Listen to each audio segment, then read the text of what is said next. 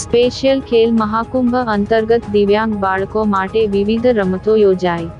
Bharuch GNFC sports complex ખાતે ગુજરાત સરકાર દ્વારા કલરવ શાળાના સંચાલનમાં સ્પેશિયલ ખેલ મહાકુંભનું આયોજન કરવામાં આવ્યું હતું, જેમાં મોટી સંખ્યામાં દિવ્યાંગ બાળકોએ રમતોમાં ઉત્સાહભેર ભાગ લીધો.